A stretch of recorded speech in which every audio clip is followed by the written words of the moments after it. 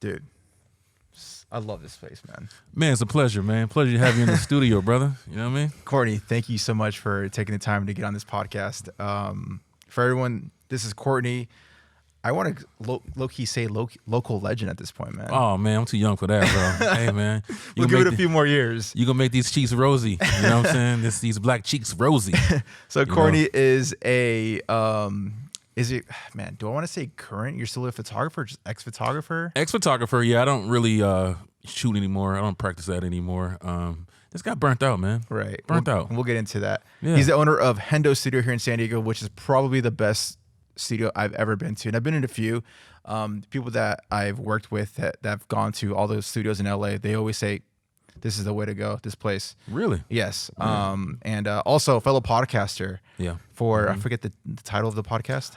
Boisterous Boyz, and I have another one called Hendo Podcast as well. So 2 different podcasts. This guy is all around content creators, I have to say. Yeah, what they say is content is currency these days. Yeah. You know what I mean? So I'm just trying to dive deep into that and get paid, brother. You know what I'm saying? Right. So yeah. So how do you feel about the whole content space as of right now? It's a lot of work, man. It's a lot of work. Like I said, I have 2 different podcasts right now. Actually 3, because I do interviews with a lot of local artists. And you know what? Doing podcasts, I didn't expect to be so much work. You know what I mean? So when you look on social media, it makes it look so glamorous, like it's so easy. But when you start diving deep into it, it's like, bro, you got to film it. You got to know how to film it. If you don't have live stream, you got to chop the video up. Then you got to put that video together. Then you got to, add clips, bigger clips for Instagram and YouTube, all that. Even shorts. Even when I walked in, you were literally, I think you were on YouTube doing some keywords and whatnot. Yeah. You're telling me how big YouTube is. Bro, it's so crazy. You got to learn the algorithm for YouTube, TikTok, Instagram. They don't talk about how you can do captions. They learn, it's so much stuff, bro. It's so intricate, man. Before we get to all the content creation space, I do want to go back a little bit, few years. And I met you probably like 2 to 3 years ago at a photo shoot here. And you had told me a brief synopsis of your life. And I was very intrigued. And I knew one day I was going to get you on a podcast. And so now we're here, and I appreciate you taking the time of your busy schedule. But if you want to let us know a little bit about you and your background in the photography space, or even before you got into the photography space, because I know you were in the medical field, correct? Yes. I was a trauma tech at UCSD Hillcrest. We're loving that, man. But, I did that to make money, making some good money, look over $100,000 a year, Some light. Wait, only reason I even said that because I want you to get the, the synopsis of the story, making good money, bro, full benefits, everything. But I wasn't really fulfilled. You know what I mean? It was a job to me. You know what I'm saying? And a couple of my friends were really big photographers in the MMA space. James Law, Ryan Loco. They're amazing MMA photographers. And I'm scrolling through Instagram and I see their work and I'm seeing them, taking pictures of, John Legend and all these famous people. And I was like, damn, dude, you know what I mean? They're traveling the world to different countries and getting paid for it. It was a very glamorous life, but at the same time, they're doing something they'd love to do. They're passionate about it. You know what I mean? So, I got inspired, man. Super inspired. Picked up my first camera. It was a Canon 70D with my tax refund check. And how much did that go for? It was like $1,600 for the camera and the lens. It was like a kit lens. No, actually I bought a 50 millimeter. So Nifty 50. Yeah, it was my first lens. Nifty 50 Sigma. It was like $1,500-$1,600, but at still the time, pricey back then, bro. At the time, that was like a lot of money. Yeah. I was like, dang, it's bro. like what, 3 racks nowadays? Yeah. So started doing photography, man. Fell in love with it. More in particular, it was combat sports. So what I did was, I worked from 7 A to 7 P. In the hospital, UCSD Hillcrest. And when I got off at 7 o'clock in the morning, I went to shoot at local fighters here in San Diego in the gyms. Oh, wow. And, bro, at the time, we had some big fighters, like huge fighters, some of the best in the world in San Diego. So, bro, I was so, passionate about it, man. Like, I did it almost every day, bro. It was just obsessed with it, bro. It was borderline a sickness. Right. Like, the only thing I could focus on and do all day was just photography, bro. Like, go practice. I'll learn some stuff on YouTube. Then I go practice in the gym, you know what I mean? And, edit the photos, and I go back to work. Work all night, next day, that was like my routine every day. And when you're filming these doing these photography sessions, are you charging, or are these just like free work? Just no, like, free. Yeah, I want to like get my feet wet and figure this thing out before I start charging. Yeah, because I didn't feel like I was good enough to charge at the time. You know what I mean? I was still learning. I wasn't confident enough to charge, but it kind of progressed into that because I was shooting these big time fighters, some of the best in the world, and their sponsors started seeing my work. You know what I mean? They're like, "Damn, who's shooting these photos?" You know, and they're referring me. And all of a sudden, bro, it just snowballed, and I got a job with Monster Energy. Then I quit my job. You know, just quit my job, quit everything, bro. So crazy. I remember like my mom was upset with me. Everybody was upset with me. What are you doing? You gonna be a photographer? Yeah, what are you doing? You're leaving the safety net, man. Right. You know, you're jumping out the nest. You know, and everybody was so upset with me, and I was like, bro, I just got to do this, man. This is what I love to do. I'm passionate about it. You know what I mean? So. And it was crazy, my guy, so crazy. So I just started shooting like the Conor McGregors, the John Joneses, you name them, everybody you can think of. You know what I mean? Just kicking with them every day, like traveling the world, bro, everywhere, just doing photography. You know what I mean? Everything paid for. What year is this? This was 2016. You know? Jeez, man, because fuck, that's insane. Like hanging out with those rock stars. Yeah, like, in bro. our eyes. Yeah, man. And how was it like? Just, I mean, were you like? I don't want to go like too sidetracked, but like, were you like starstruck, like working with these guys, or were they like up and coming names at the time? No, they were big names at the time, bro. I was learning, you know what I'm saying? So, I was learning at the time too. So I was practicing on these best in the world, bro. So the Conor McGregors, I remember I knew 2 light setups at the time. You know what I mean? I was that key light and the edge light. You know, if key light come from the side and the edge light, and I used that to death. You know, and that was my go-to lighting, you know what I mean, most of the time. And like I said, but it was a lot of documentary work too as well. You know, a lot of that, and I had to shoot a lot of the fights, you know, all the sponsored fighters. I had to shoot the fights for their social media. But they were sending me across the world, bro, everywhere, man. You name it, Japan, New Zealand, you know, Australia, everywhere, bro. Really? It was so dope, man. I mean... Sounds like a dream, man. I feel like that's like what most creatives would want to do is like travel around the world, getting paid, doing what they love to do. Yeah. But I mean, I'm sure it could be also very taxing. Bro, you know. Like it's work. It's a lot of work, you know, and that's the thing that people don't really understand. Like it was just, I was gone every day. So you got to understand like the schedule for MMA. It's like, you know, every week there's a fight.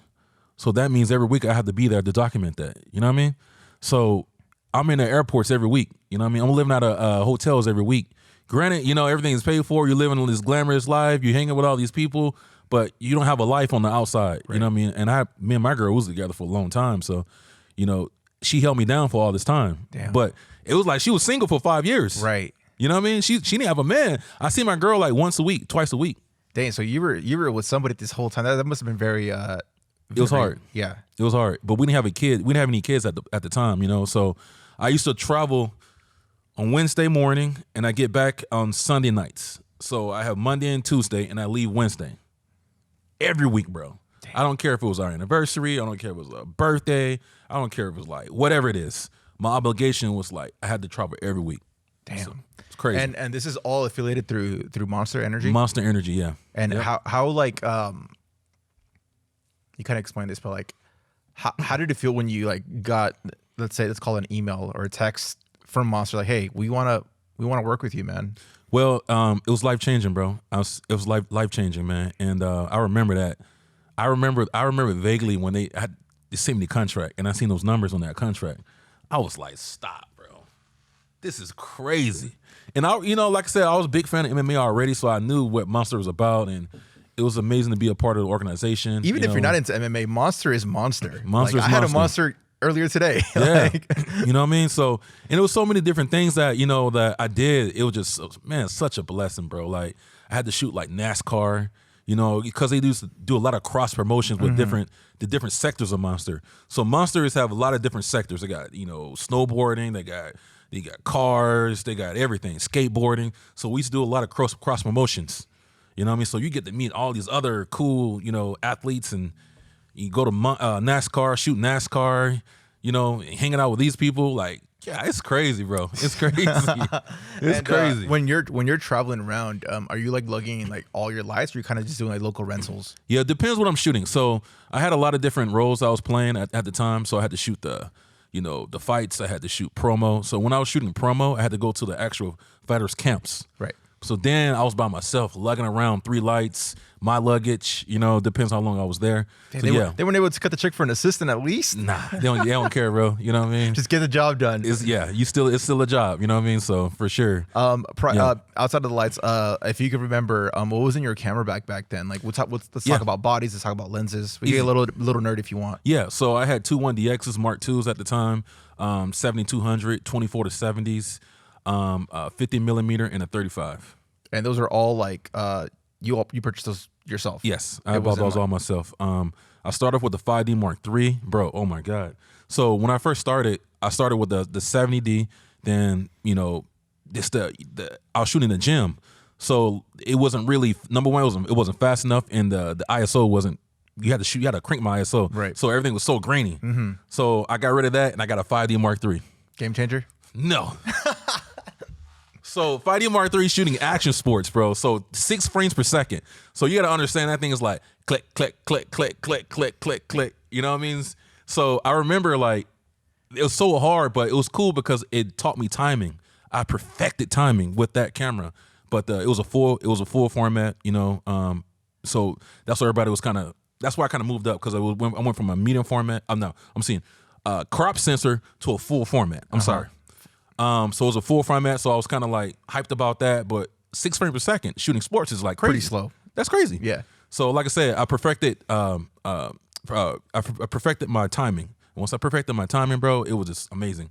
But geez, that must have taken a long time to like master that. Like, hey, all right, at this movement, I click the shutter at this point in time. Bro, I'm telling you, it was a blessing in disguise because like I knew I had to learn what the fighters were gonna do. It's like I had to. The different movements. So I studied with how the fighters were moving. Then I knew how to click, boom, and click when they're about to punch or bro. It was crazy. It was crazy. Damn, man. Then I'll start making some money off the fighters from their sponsors. So then I was making some good money, and I bought the Canon 1DX Mark II. Game changer. Bro, it's a machine gun. Brrr, brrr, brrr. It was crazy. So after that, it was like you can catch everything. Yeah, it don't matter. You know what I mean? But the problems I was having with that, it was so fast that you're shooting too much. Yeah, and they have to go through all the selects and post. Go through all Bro, I remember shooting a fight, bro. I was going through memory cards like it was nothing, bruh. So it was like I was like shooting so much, it was like a movie. So you know what I'm saying? It was so many frames, like. Yeah. So you look back on the in the computer, it's like. Yeah, it's literally a motion picture. Like a motion picture. You know what I mean? It's like 20 frames per second. And then you're like editing those like so that usually fights end around like what 10:30ish depending on where you're at. Right. At least Pacific, it's usually when the fights usually end. But no, bro, you gotta understand this. It doesn't work like that. You gotta edit on the spot. Right. Oh shit. And you're a one-man band still? No assistant? Yes. So what you have to do is as you're shooting, watch. Now remember this, when you watch boxing, it depends on the photographers, but the big time photographers, when you watch boxing or MMA, they're editing between rounds. So they'll shoot, take that memory card out, put it in your computer, find some good photos, and lightly edit it, contrast, brightness, whatever it is, sharpness, send it off. Jesus. In like 30 seconds, 40 seconds. I always wonder too, because like I'm a big soccer head, and I follow all these pages. And so when there's a current game, like today I was watching a game at 12 o'clock Champions League, Real Madrid, Chelsea. There was photos like within minutes of actually happening in TV. I'm like, bro, like I always wonder like, how does that actually work? So what happens is for soccer games and football games, they have the photographer on the field. Then they have a runner. So as they're shooting, when they're done, they'll hand it off to an assistant, a runner, and they'll run it out, and they'll have somebody editing in the back. Right. So that's what they do. But for those let's call it a 3-man band. But you're doing this by yourself, though. Yep, 100%. So it was crazy, man. And once again, that you can't make a mistake, man, because you're shooting moments. Right. You know what I mean? So they need those moments to put on their social media. So it's like it was a lot of pressure. It was a lot of pressure. Jeez, man. Who were some of your favorite fighters that you ever shot? Like as far as personality or just like you love their mindset or how they approach the fight or whatnot? Easy. Conor McGregor. I know it sounds trendy, but Conor McGregor, I learned a lot from him. I learned the mindset. Let me tell you, I tell the story a lot, but Conor McGregor, I shot a lot of different fighters, right? And I'm going to tell you the difference between Conor McGregor. during a fight, before during the fight day, all the fighters come in and it's like a sections. So a fighter get like different sections, right? And they'll warm up. And a lot of fighters will do what all the other fighters would do. They'll warm up, do boxing, warm up, hitting mitts, pads.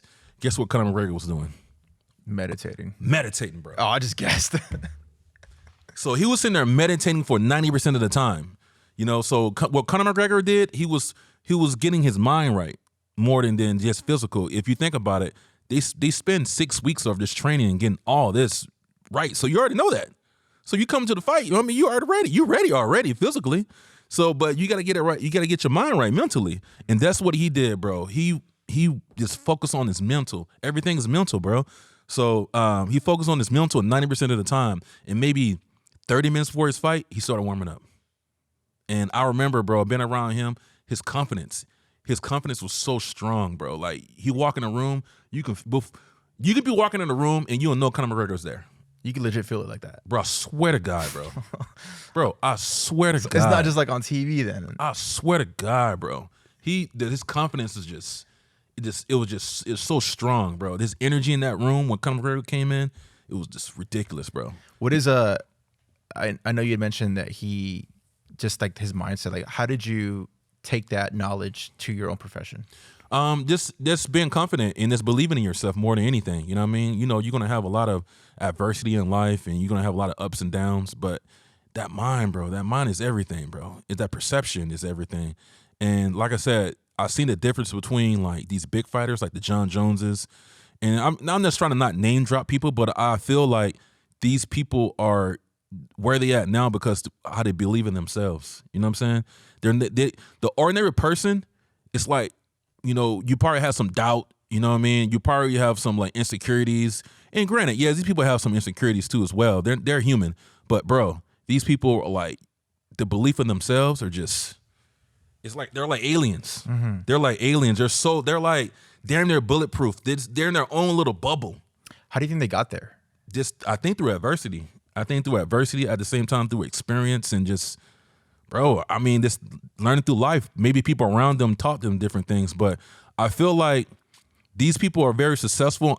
They're really high ranking, or they're very, stand out from rest of the crowd because of the way they think. You know what I mean? Right. Of course, it takes some skill set as well, but that mindset, bro. Mm-hmm. And I applied that in my life. You know what I mean? Like I said, I have my insecurities as well, but bro, anything I can put my mind to, I can do it. Right. I can walk on water if I wanted to, bro. Right. And so, are you from San Diego? I'm from Georgia originally. Okay. Yeah. And how did you end in San Diego? My dad, he was military, so we traveled the world a little bit. Military brat. Uh-huh. And he retired here in San Diego, so that landed me in San Diego. But once again, once you get to San Diego, you ain't gonna leave. Yeah. It's a beautiful place, so we stayed there. And you've been literally all over the world. Yes. There hasn't been any other places where like, man, I can see myself living here. New Zealand that's a good one. Costa Rica, I can see myself there for sure. It's one of the best places I could ever been to. Yeah. Middle East, mm-hmm. Bahrain, amazing. Dubai, China, Japan. I love Japan because the cultures, they like emulate everything that you see in the city and in America. So let's say you like the Spanish culture, they'll emulate that Spanish culture. You'll see Japanese people with afros, with chains, dookie chains, and they're definitely all about like drip over there and like swag. And bro, it's like different cultures within their culture. Yeah, that emulates America. Mm-hmm. So it's pretty cool, man. So when did you you mentioned earlier that you eventually got burnt out from the photography game? When did you know in your career or like, you know what, it's time to hang it up and take my talent somewhere else? Bro, I remember coming home from Denver, Colorado one day, and I was just so freaking tired, bro. And how many years in the game or at this point? 5 years. Damn. 5 years in the game. And it was 2020. It was 2018. 2018. Bro, it was just a lot, man. I felt like it was redundant. You know what I mean? I felt like I wasn't learning anything. I felt like, how many times can you meet Conor McGregor? You know what I mean? Like, I didn't feel like I was doing anything new. I felt like I was just stagnant in my life. Like, it wasn't like I'm not learning anything else. You know what I'm saying? So I was like, damn, I need to get a change. I need a change. You know what I mean? I need to be challenged. I need to do something else. I need to, when you conquer your dreams and your goals, you got to set new ones. And I conquered everything I wanted in the photography space. So I was like, man, I need to do something different, And what was that different?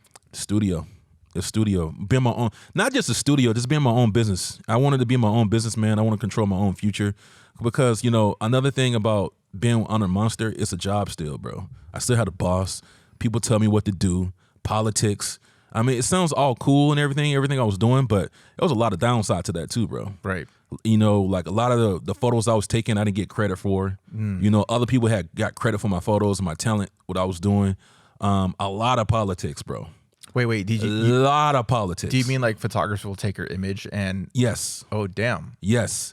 So they didn't know who was shooting these photos. It's like you're at the bottom. I was at the bottom. Right. Granted, I was, the main person for combat sports photographer, but when you go on the totem pole, I was nothing, bro. I was nothing to them. I was a worker. You know what I mean? I wasn't, it's nothing. Yeah.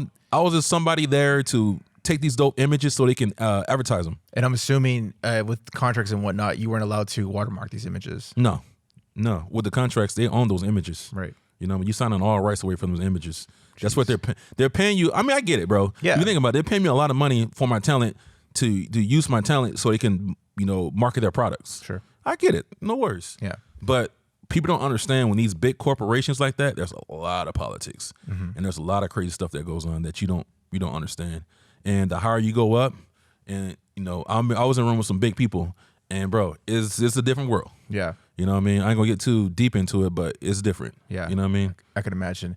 And so you want to open up a studio. Is this like the only studio you opened, or was it a different location prior? This is just the first one, bro. First one. It's not like it's first of many. Yes. That's the plan? Or yeah, I mean, am I jumping the gun? Bro, tell you the truth, man, this was fun, but once again, I'm feeling stagnant and yeah. It's time to do something different than this too. Right. You know what I mean? I feel like we did it pretty good here. So, but when I first opened this studio up, bro, I didn't have the knowledge to open up a brick and mortar location. So it was just all that ambition. I'm hanging around all these superstars all day. I'm feeling real hot. I could do anything I want. But life hits you in the ass for a little bit when you don't have the tools and the knowledge to really do it. So you learn it on the fly.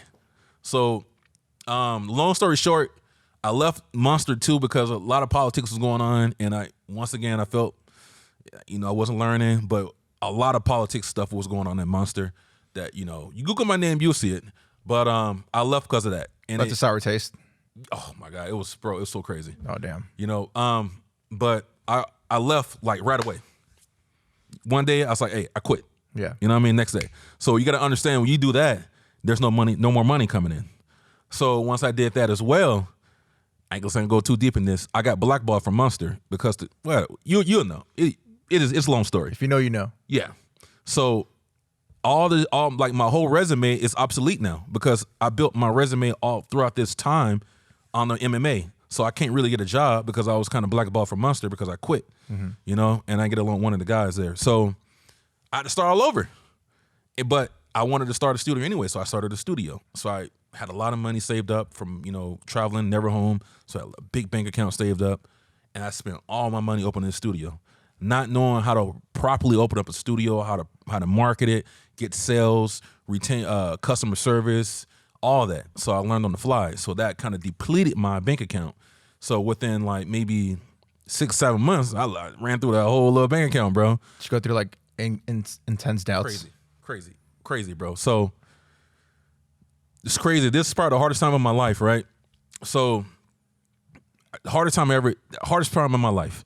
So me and my girl together. Now all of a sudden, I'm back home, never at home. Then we open up Hendo Studios, depleted our whole bank account. Remember, we're living freaking lavish, bro. She's living good. Range Rovers, nice house, eating out every week. You know what I mean? Like every week. We never eat lobster every day. Bro, I swear to God, bro. Bro, I'm not lying to you. I believe you. Stupid living, bro. Like real nasty living. To nothing at all, bro. Zero income coming in. So depleted, spending thousands of dollars every day to open this place up, renovating. This need to be done. Thousands every day. So my bank account went down to zero. So what do I have to do? I've been broke before. So what do? You liquidate everything. sold my car, sold my house, sold all the furniture. And guess what we had to do? Sleep in here. Damn. So I slept in here for almost a year to get Hendo Studios up. And we slept on a twin mattress in my office.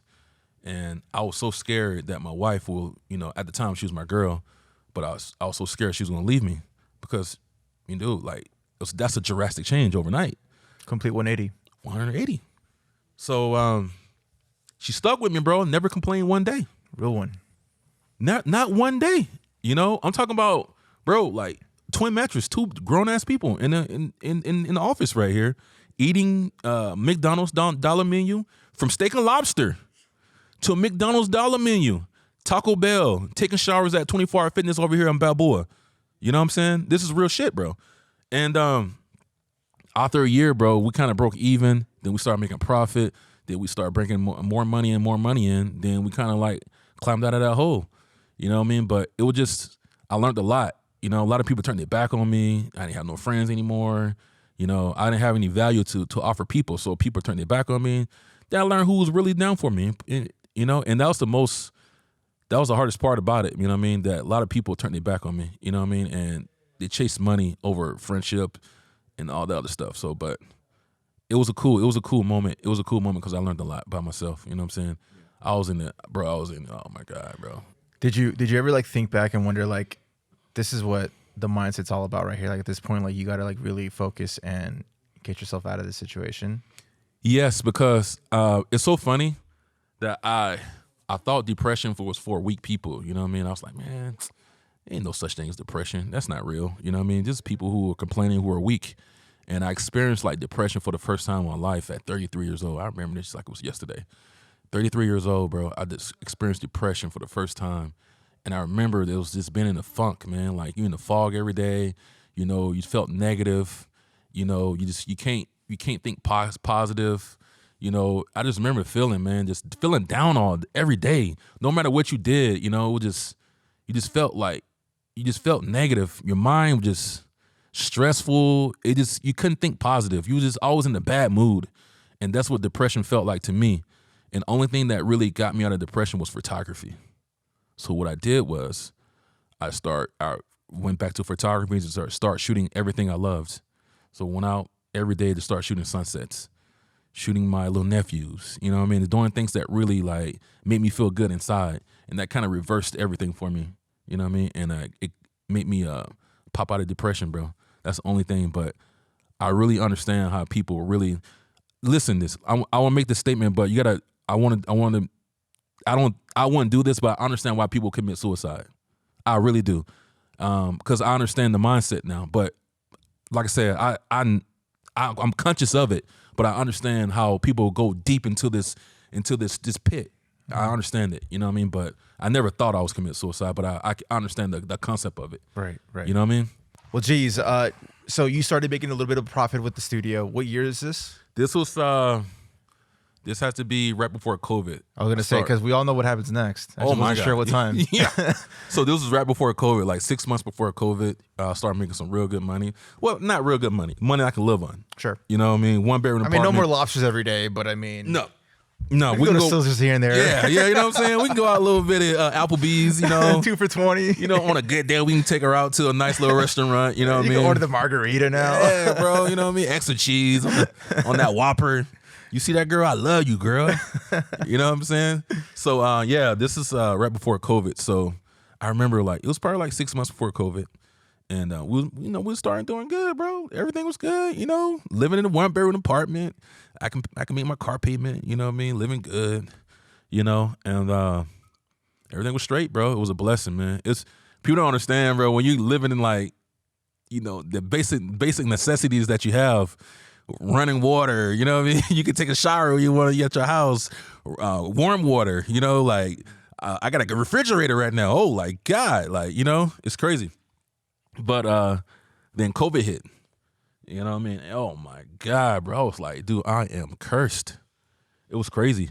So when COVID hit, like everybody know for a long time that you couldn't operate. Right. But people don't understand. My bills were still coming. Yeah. So how, I vividly remember your videos, bro, expressing your frustrations. I don't understand this. Yeah. So you can tell me that my bills are still coming. I got to pay my bills, and I can't have nobody to make money. Yeah. What? So hold on. The way my business works is, in order to pay my bills, I get it from my customers. But you're trying to tell me that I can't have customers to pay my bills, but my bills are still coming. But in the back end, the government tells me, hey, you know what? I'm gonna give you a loan to pay your bills, but I gotta pay that back. With interest. With interest. Oh man, bro, that's crazy, bro. So we was down for a long time, and I remember, bro, I was so blessed, man. One of my mentors taught me, hey, have 6 months of savings, 6 months of savings of your your expenses. Mm-hmm. So I saved up 6 months, bro. I swear to God, bro. Oh, I swear to God, bro. 6 months. On the 6th month, I was like, okay, we about to go under. We open there, everything opened up. Everything. Did you open up, or did everything opened up? Everything opened up. Because I know there were some establishments, and I mean, not to sound like I don't want you to incriminate yourself, or whatever, but like, were you like some establishments were still open during absolutely quote unquote lockdowns? Absolutely not. Gotcha. I mean, man, that must have been extra tough then. Hey, but to tell you the truth, it didn't really matter because you didn't have enough. I didn't have enough clients anyways to really pay for my bills. So it was just. That was like pocket change compared to what I was bringing in. So guys, if you're ever in a pinch, make sure you have 6 months to save up on whatever you have. Yep. Make sure you could afford your rent 6 months way ahead. Yes. It's very important to calculate all your expenses, even your personal life. Whatever you pay in your personal life, calculate like 6 months worth of expenses. Have 6 months worth of expenses saved up.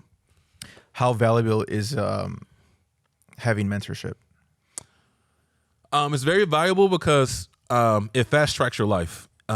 So they have a blueprint already. So whoever's your mentor is, they have the blueprint on how to get to your goals or whatever you're trying to do. So if you have somebody there to coach you and show you the way, not to go left, not to go right, you got to go straight. You know what I mean? Then you won't make those mistakes. It will help you fast track your life to your goals. I had mentors like kind of halfway through. So in the beginning, once again, when I opened up the studio, if I had a mentor, I had somebody who had some knowledge, or if I had knowledge and opened up a studio, I would have made all these mistakes.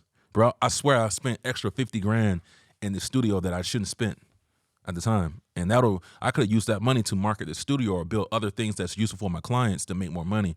But you know, it is what it is. Well, at least it's a lesson learned. It's a lesson learned, for sure. If I'm a young person, a young adult, and I'm looking for some sort of guidance and mentorship, how do I go about that? What I did was I just found somebody once again that I, was in that space, and I contacted them.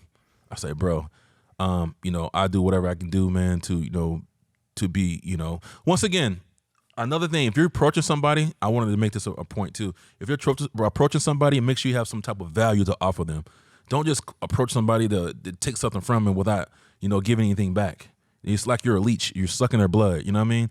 Only way somebody's going to help you is they feel bad for you, or they're just a good person to help you. But just have some type of value to offer them first. Hey man, I'll come clean your toilets, bro. Whatever it is, I could come do your administration work. I'll come do whatever.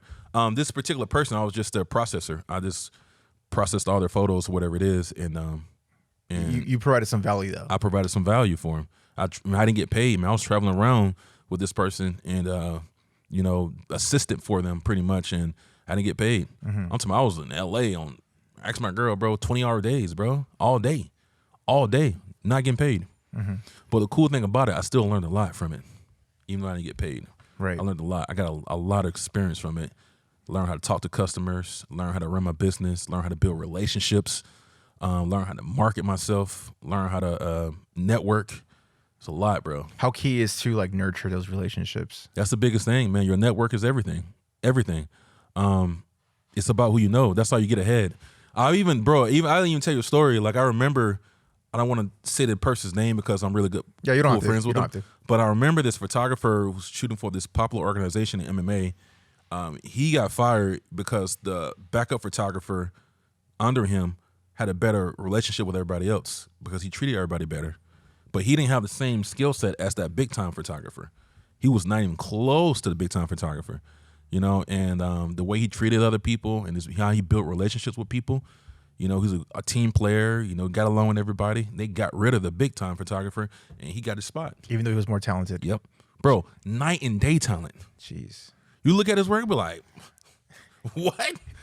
Are you serious? That dude? But he was a good person, though, man. Really good person. Really good person, man. And, you know, you got to understand, too, like, on that road, you're like I said, you're traveling every day with somebody. So it's like you're married to them. So you want to be around somebody you can get along with. Right. You know what I mean? So, jeez, man. And so now that the whole COVID thing's over, on paper at least, yes. How's the business going? So when everything opened up again, my business kind of 10x'd. So we just went from 0 to 100. Like my sales doubled. Like, bro, it was nuts. Yeah. You know, bro, that year I made the most money I ever made, bro. It was stupid. I just feel like everyone had that itch to be outside and get creative. Like everyone was creating content in their own, speaking for myself, in my own 1-bedroom apartment, where now I could like go outside and shoot anywhere I want now. And then you offer so much in your studio that it made sense why you were booked and busy. Bro, stupid, bro. We're just booked. Even now, like it's never been down ever since we opened up from COVID. We've just been going up and up and up and up. That's awesome. So, you know, once again, that's one now I'm trying to get to another place in my life that just keep growing, man. Yeah. And I think one of the reasons too that you're also growing in the studio space, again, like I always think back to all the studio experience I've had. I always think of this place. I'm like, first of all, Courtney's probably going to be here most likely because I've never seen anyone else in this building besides him. Yeah. And he's always down to help out where other studios I've been, especially in the LA area, not to like shit on LA, but here it goes. The studios over there, it's like, all right, this is your time. Do whatever you got to do. All right, any sort of assistance or how do I work this light or how does this adapter work? You got to figure it out kind of thing. And where you, it's like the last shoot that we did here, you were with us. You were actually like sort of being a PA and helping us out with like how to shape this certain light that we were looking for. And it's something I always remember from the very beginning, like even 2 years ago when I first met you, you were doing that. And I was telling my boys, I'm like, dude, like we need to go here because we don't know shit about lighting like that.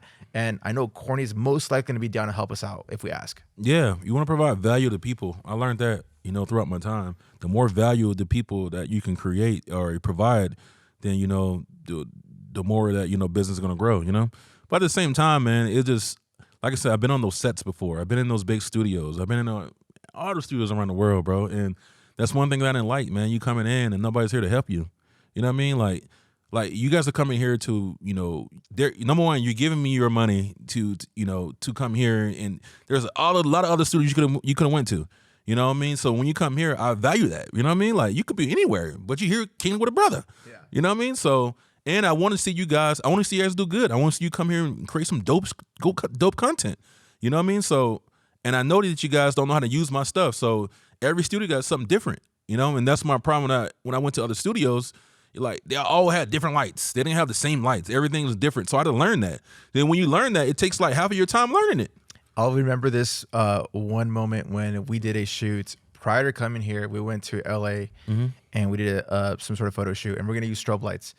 And we rock the Sony systems. So apparently Sony has a specific adapter for these lights, which I'm sure you know. Right. And we asked the dude that was running the space, I'm like, hey, dude, do you have the adapter since we have Sony? And he's like, oh, no, we don't have it. I'm like, what do you mean you don't have it? He's like, we just don't. I'm like, all right, well, we got to think and improvise and need to figure out this freaking shoot to make this happen. We're already down 1 hour. We got 3 more hours to go. We call the nearest store, which is like, this is LA, downtown LA again. The nearest store is like a 45-minute drive in LA traffic. That's crazy. We literally had, luckily, one of our boys was on the way to the shoot. We asked him to do a detour to pick up this stupid freaking strobe that they didn't have. We picked it up, and by the time he got there, we had a solid 60 minutes, if not 45 minutes to shoot. And then we still had to leave on time, of course. And then the guy had the boss ask, hey, I could buy that strobe from you guys if you guys want. I'm like, bro, can you comp us at least to 2 hours or the entire session? Like, what do you mean? And ever since then, I'm like, dude, left us such a sour taste. I'm like, this would never have happened at Hendo's. I knew that, and they had no experience. They never came here before. And then we come here and we ask the same question. Hey, do you have the adapter for that Sony? Oh yeah, I got you. It's right here. Let me get it for you real quick. Yeah. I'm like, bro, night and day. Man, it's my responsibility, man. That's his fault for sure. That's bad business practices. And if you want repeat customers and people to help you build your business, that's not the way you treat people. I want to treat people the way I want to be treated. You know what I'm saying? I like when you walk in here, bro, you're spending your money, bro. Like, it's hard to make money, man. You spending your hard ass working money, and you gonna get out here and somebody's treating you like crap, and I'm using your facility. You know what I'm saying? Like, bro, I'm using your stuff. I'm giving you my money. Then you treat me like crap. You know what I mean? No, bro. That's the way business don't work like that. And you know what I mean? And the worst part is like there were certain like lights we weren't allowed to use because it was like for the video, it was like an extra cost to get certain lights. I'm like, oh, I didn't know that's how it went. And so when we came, like, well, that's can we use and what can't we use? And you're like, dude, whatever's here, you could literally use it. I'm like, yeah, man. What? Yeah, bro. That's what. So I mean, it's one of the reasons why I love coming to the studio whenever I get the chance, because you definitely provide, like, even if someone's inexperienced that just wants to get into the strobe lights or the photography aspect or the video with just some sort of studio experience, you're always there to help out and assist, which you don't even have to do. Yeah. But you still do it because for the love of the game. You have to, man. You have to. I appreciate you guys for coming and like I said, and this, you know, spending your money here, bro. I really do. Like I said, I understand. I've been to all those studios, and that's one thing I didn't like. I didn't like that coming in here. I got to learn. It's a whole hour just to learn your studio. Right. You know what I mean? Then, you know, but at the same time, that's part of being a business. You see a problem, then you fill that gap with that problem. You know what I mean? So that's one thing. If I'm not here, I got a couple other people who work here, you know, that would help you. And we have a host, always have a host here. Right. Because, you know, I learned that when people came in here, they were like, holy shit, like, I can tell people's overwhelmed. You know what I mean? You know, the pro photo lighting, you know what I mean? You got these big old strobes and everywhere. So people are overwhelmed. And the only thing I notice what people want. People want to be able to create some dope content with minimum effort. Right. That's it. That's what they want. So I need to help you do that. If you don't know what you're doing, I need to help you. At least get you set up. Yeah. You know what I mean? Then the next time you come, you'll learn. You'll learn it. Then, you know, after 2 or 3 times, you're set. Yeah. The crazy part is, like, we literally showed you an inspirational photo on Instagram, and you're like, hey, can you do this lighting like this by chance here? Is it even possible here? And you're like, give me 2 seconds. Boom. I'm like, dude, what? Yeah. So it just shows, like, the knowledge that you have. But I'm glad the studio's running really great for you guys, and it's really successful. And now let's talk a little bit about content. Like, you've been going ham with the content lately, man. Yeah. With the podcast that you've been producing. Tell me a little bit more about that. How's it been? Really good, bro. Like, once again, I was saying, like, the podcast is a lot of work. But I'm no stranger to hard work, man. I think that's what you have to do, you know, to be successful in anything. But I'm learning that the way social media is, you got to always pump out content so people can see you.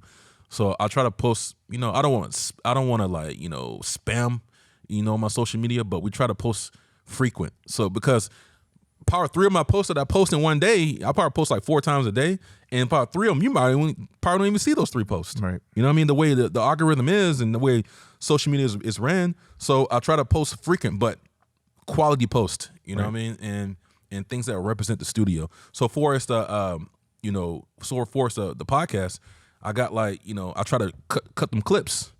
Those clips are going to drive you to the podcast. So try to build that brand and just cut a lot of clips and just post them. But once again, bro, it's a lot of work, bro. Yeah. A lot of work. And I'm learning that you got to have a team, because I'm kind of feeling burnt out, you know what I mean? Right. Because, bro, you got to, like I said, chop the clips up, short form, long form, so for social media, the shorts, post them on YouTube, post them on Instagram, post them on TikTok, you know, and so on and so on. When do you plan on getting an editor for the Potters? I do already. Oh, you do already? Oh, yes, sir. Oh, nice. Oh, yes, okay. Sir. The way you made it sound like I assume you were doing it yourself, because you were doing the YouTube stuff. I'm like, damn, man, like, no way he's doing all this editing as well. No, so they're editing it, but I got to add the captions. Yeah, it still takes a lot of work. Yeah, color grading. Yeah. The finishing touches is what I like to call. Yeah, bro, that's a full-time job. Yeah. Could you imagine if I was really chopping them up? There's no way. That's literally me right now. I'm a one-man band. So, bro, like, this past week, including you, like, and then tomorrow I got another one going on. This will be like my 4th podcast in 3 days, and I'm trying to go crazy right now before I take off for 3 weeks. And so, and you actually chopping the video up, you know, bro, that? Ooh.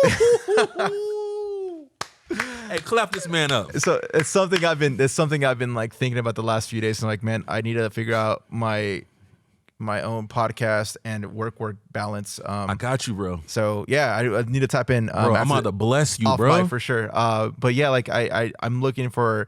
I mean, local will be amazing. I just don't like to do the whole Dropbox thing where you like upload for 24 hours. I usually run 3 cameras. Right now we're doing 2 cameras, and then I need to do like some sort of like loom where I need to like, hey, let me show you how I do my process. So by the time I get it and there's any hiccups, I could fix it myself. But yeah, man, I think finding an editor is the next step for the podcast right now, especially right now. Like going back to what you said about content, I do got to post almost daily. I'm actually posting Monday through Friday for the podcast, and I've seen growth and success. One of my clips happened to take off. We're currently at 1.5 million views on that specific clip, and I'm getting a lot more eyes and attention. I'm like, all right, well, there's no slowing down now. I got to fucking keep going and going and going. Yeah. But I don't want to like go to the end where I'm like freaking fried at that point, and like I have a bad sour taste on the podcast. That's the last thing I want to happen. Yeah, you gotta have a team, bro. You're working too hard, man. That's what I'm learning. You gotta have other people to help you out, because not you're gonna overwork yourself. You know what I mean? And that's the biggest thing, man. You can't do it all yourself. You can't do it all yourself, bro.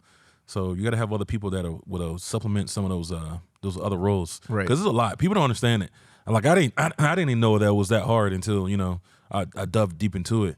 There's so much to it, man. Adding, getting the flow of the podcast, talking to people, the questions to make it interesting, adding value to people. Right. Are you teaching them? Is it entertainment? Are they learning something? What's gonna keep them there why are people tuning in to you? That type of stuff, man. It's so much. Yeah. Bro. I mean, again, going back to what you said earlier, social media makes it look super easy though. Yes. But in the reality, in the grand scheme of things, it's a freaking grind. Yes, sir. It's a freaking grind, from coordinating Yep. to setting up to recording. Thank God you're already pretty much set up right here. Yeah. If not, I usually ask like a 30-minute window for me to set up the cameras and audio stuff. Yeah. And then of course the dumping, the organization, and then editing, posting, scheduling, captions. Like, Yep. it's a lot of work, man. And it looks very easy. You see the end product, the shiny freaking 30-second video that took a few minutes to create. It's something I'm learning. And the crazy thing about it, you can be doing this for maybe years or two before you get any traction. Right. So you gotta stay consistent. Yeah. For like a year, that's dumping, all this hard work without getting any type of traction. Yeah. Nobody really liking your stuff, nobody really gravitating to it. They maybe might get like that one clip might go viral out of 3 or 4 months. Yeah. Yeah. But no type of traction. Nobody's saying this is dope, dope content or nothing. So we're almost 2 years in with my Boisterous Boyz, and you have some success, man. Like unless it just started happening recently. Okay, because you got some crazy numbers. Just started happening, bro. Within the last 3 months, I'll say no longer than 3 months. But I was watching Mr. Beast, and he said that you gotta have at least 100 episodes to really get anything. He said if you have anything under 100 episodes, don't even look for anything. Yeah. You know what I mean? So we're at 86 right now. So You're almost at the hundo. Woo!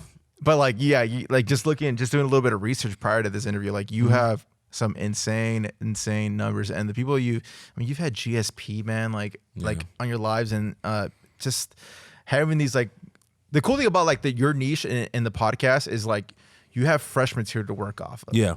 Which is something I envy, because I can only talk so much about camera settings, entrepreneurship, mindset, because at the end of the day, they all say the same thing for the most part. Yep. Yep. But props to you, man. What are the other podcasts you have? You said Hendo. Was that the photography one that you used to have back in?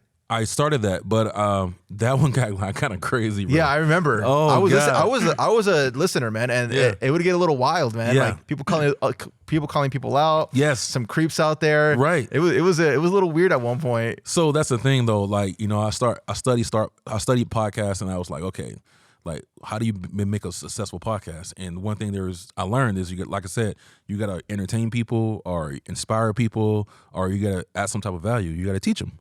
So, all right, I can teach them photography. Okay, cool. We can get the entertainment aspect for talking some crazy stories about, photographers and models. So I hit that angle. So, People love messiness. Right.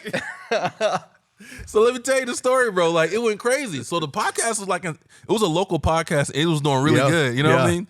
So I didn't know, so I have models and photographers, and models will be tell the creepy photography stories, Which is wild, by the way, dude. Bro. Like, I was mind blown, man. Like, I mean, yeah, like you always hear stories like, oh, guys try to get to girls with their cameras and whatnot. You always hear those stupid little jokes, but I mean, the people that I work with, I mean, it's never like that. Right. But hearing those stories, like, one thing I appreciate about that podcast is like you could actually hear the perspective of the model, which I'm not used to. I'm just used to being the photographer And then I trip out if a model wants to charge me. I'm like, wait, why? I'm the one with the talent and I'm the one shooting. But like hearing their side is like, fuck, I never thought about it like that, man. Yeah.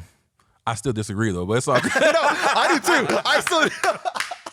I do too, man. I never said I agree, but I was just like, wow. Yeah, I can respect it. Hey, I respect the hustle. But still, I'm the one with the $3,000 camera. Right. Probably booking the studio myself. Yes. I'm directing you, and on top of that, you take that money, you take that picture and make money off of it. Right. Or whatever. So why'd you end up cutting the cord on that? So that right there, like I said, so let me tell you what happened. So like I said, we was giving some creepy photography stories and creepy, model stories or whatever.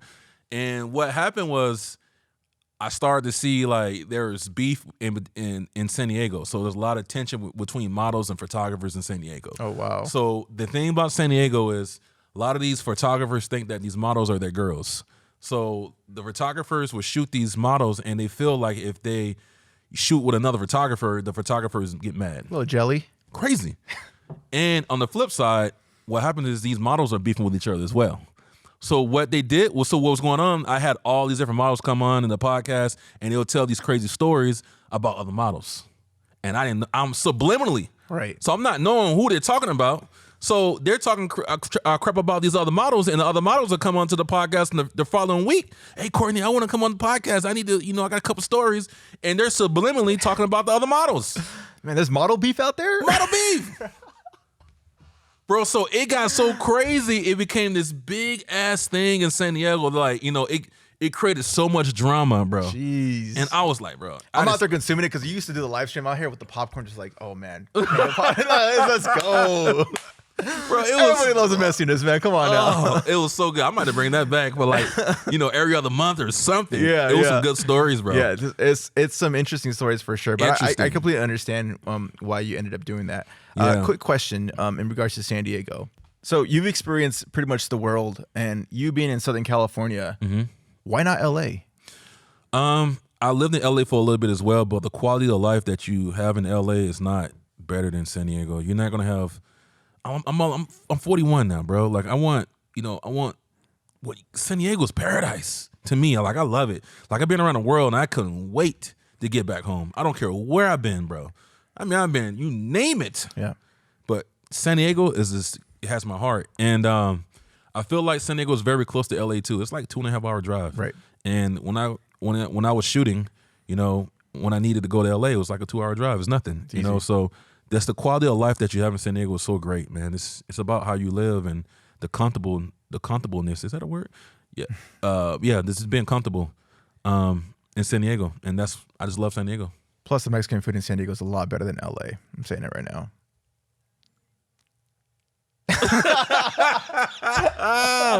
Hey, I ain't gonna get shot down. Yes, you're right. Yes, you're right. No, but no. I don't care what Reggie Bush says, man. I know he did say he was from San Diego, so I'll take that back. Yeah, I went to high school with him. Yep. Yeah. Yep. Oh, really? Yeah. Reggie Shit. Bush. Yep. Nice. I was a senior, he was a freshman though, but yeah. That's dope. But yeah, the Mexican food is pretty good in LA too. It depends what you hit, bro. It depends what you hit. Yeah. them birria tacos in LA. Woo-wee. Depends on the spot, I guess. Depends on the spot. All right, before we start wrapping up, man, there's one creator out there that's trying to get into the game, into the freelance space. They're probably doing this as a side hustle, kind of like what you did when you were doing your nursing job. Right. What is the one tip you have for them? In photography, I would say focus on a niche. But listen, this is why I did it. I can't tell you to do what you want, how you want to do it. Focus on a niche and build your brand on that particular niche. Be known for, shooting, candles. I'll give you one story before we get out of here. One of my good friends, he approached me. He said his sister wanted to learn photography. I said, all right, bro, just shoot something that she's passionate about. She's passionate about candles. You know what I mean? That's her thing.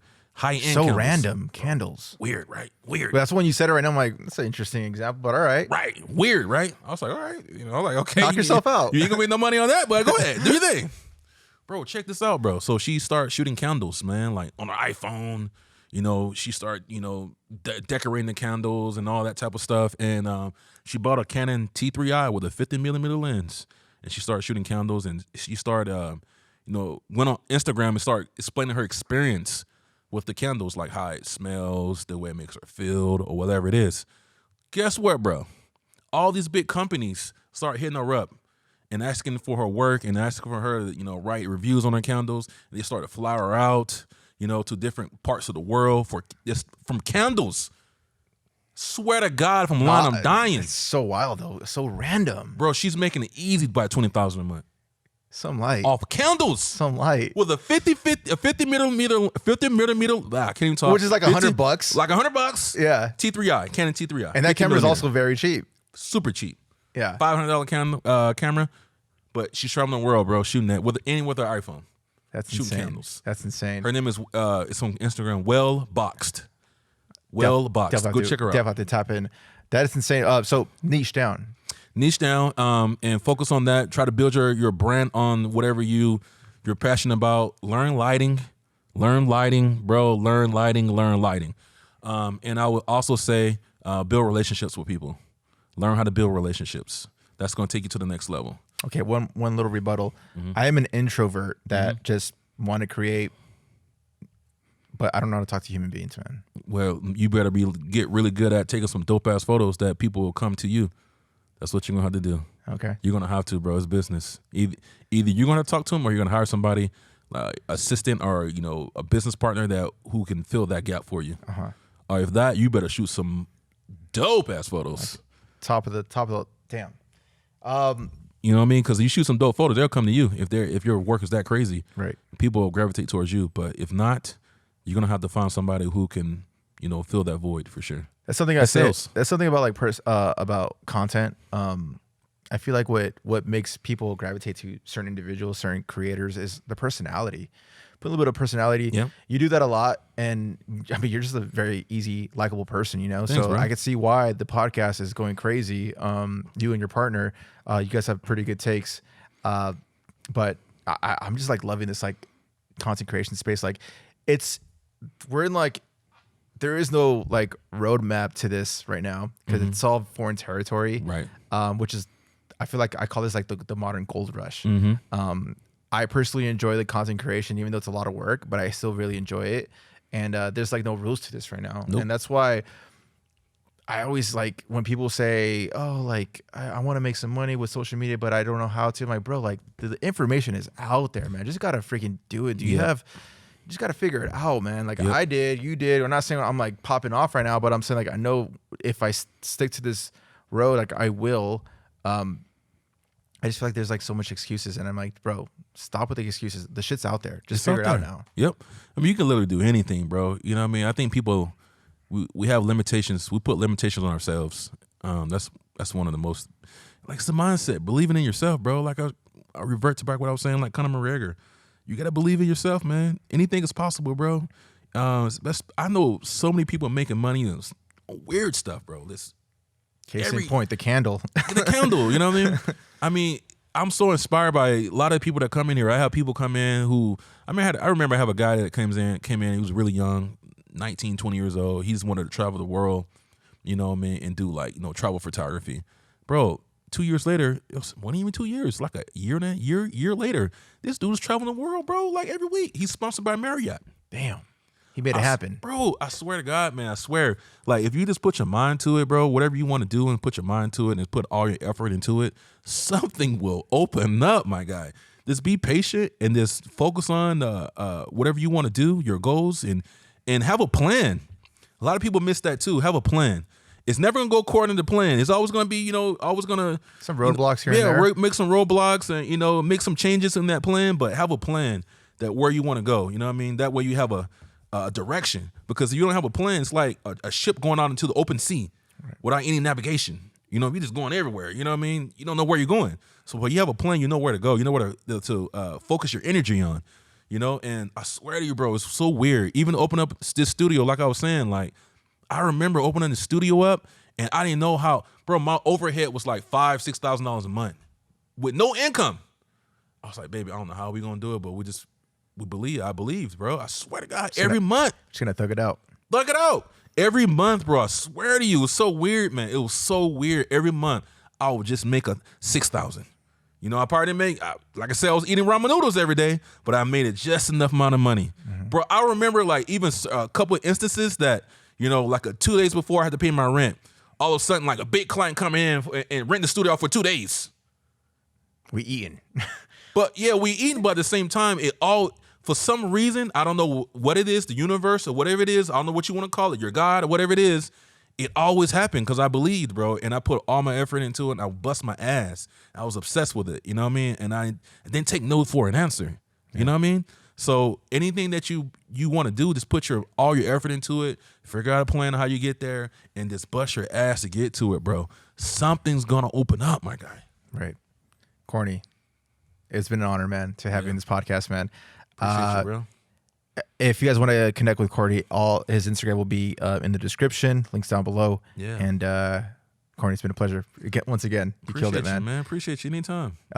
Thanks for listening to this episode, guys, of Modern Creative Podcast. We will catch you guys later and talk to you soon. Peace.